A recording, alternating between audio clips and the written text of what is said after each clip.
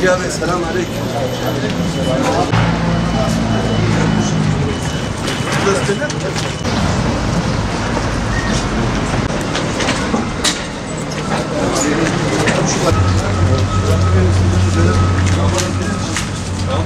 Selam aleyküm. Emanet. Her şey Başım tek yazacağım. Vallahi ben akhir veya mehe yani. Dibey malam mırtıbab sekinin Teknik otobüs şey açıldı yani. Kertinleme bir isyan. Yani yol yapılmaz oldu mu yapmasaydılar yani. Ya bozmayaydılar ya bozdularsa yapmaları lazım yani. Neticede onların elindedir abi. Mülkiyetini. Selam. Selam aleyküm. İl Başkanı ve Faruk Dinç. Yani Yevdan Faruk İl Başkanı.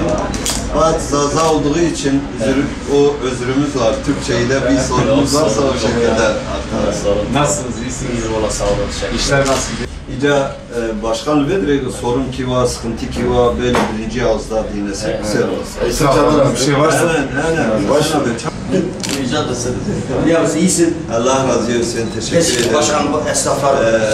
Abileri biraz dinleyelim. Sorun sınırları var mı? Yok. Kolay gelsin.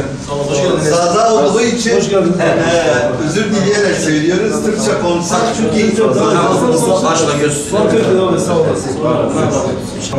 Size fotoğraflar çok yüksek geliyor. Bir de hizmet yok. Bir de her bir fiş okuduğu zaman başka bir adam geliyor. Sürekli adamlar değişiyor. sizin huzurunuzda o Biz sorun... kimseyi tanımıyoruz. Ya geliyor adam içeri giriyor, 400 milyon yazıyor, fişiyor atıyor, beni ilgilendirmiyor diyor. Hocam onu... Yani böyle sanki biz burada var ya, yani başka bir ülkeden gelmişiz, böyle göç etmişiz, bize öyle hakaret gibi. Aynen onu konuşuyormuş. Bir de parayla çekiyor ya abi. Diz gidi, gelip parayla çekiyor. Geliyor bozuyor diyor ki kendi paranla yap. Para varsa yaparsın, para yoksa öyle kal. Haklısınız. Ya bak seher çekmiş de abi seher olmuyor abi. Valla şudur, biz dedik bak. Bir de paramızı da veriyor, bizim mağdur etme hakkı yok yani. Yok, kesinlikle yok. Kimse kimseye mağdur etme hakkı yok yani. Şu an- Su parası, elektrik parası verilmiş halde... Adam kirayı bırakmış, diyor elektrik faturası kurtarayım yeter. Kesinlikle. Şu an öyle Öyle 1 milyar 200 geliyor. 3 kilo diyoruz ya. Hayır. Elektrik, su bir de... 1 milyar 200 bize fatura geliyor. Tabii ki. Zaten sonra o değil mi? Biz sizi ziyaret ediyoruz, böyle sorun, sıkıntılarınız varsa, bunu dile getirin dediğiniz bir konu varsa bize iletin, biz de aktarız inşallah.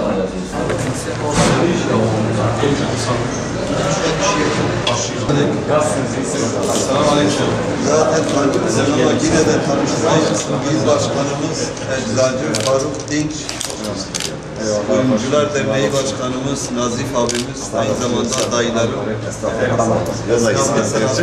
Oda Başkanımız, eski samimi dostumuz Şevkuz Gener. Allah razı olsun. Tam teşekkürlü bir şey.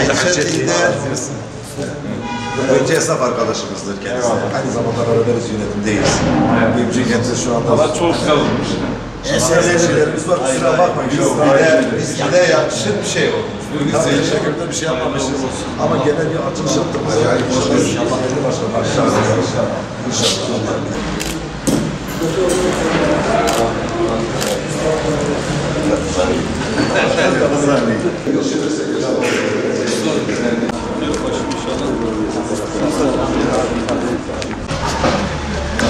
Son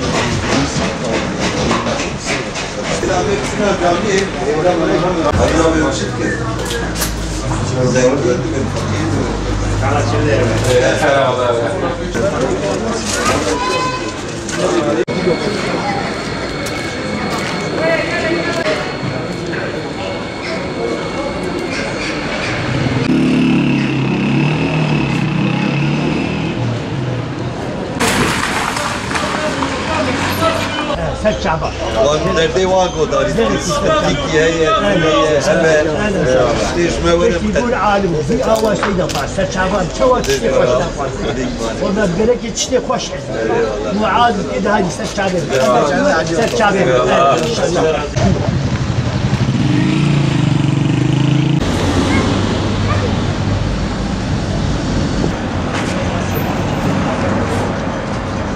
Biz bugün Diyarbakır İl Başkanlığı olarak Bismil esnafımızı ziyaret ettik.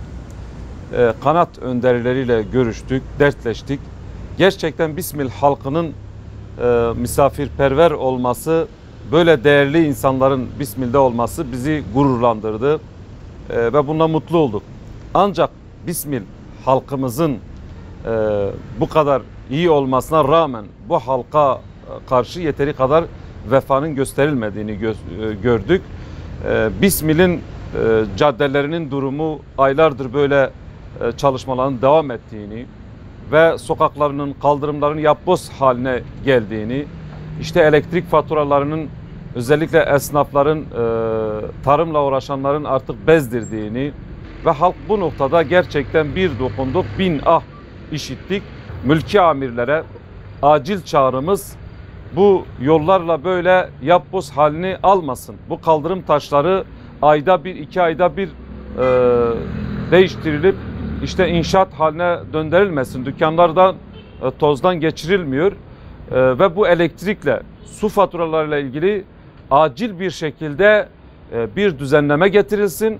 Halk istisnasız, herkes bu noktada şikayetçi ve bu sorunların çözülmesi için yetkililerden bir çözüm bekliyor. Bismil'in bu caddelerin şu an ışıklarla, belki çiçeklerle pırıl pırıl olması gerekirken toz topraktan maalesef geçilmiyor.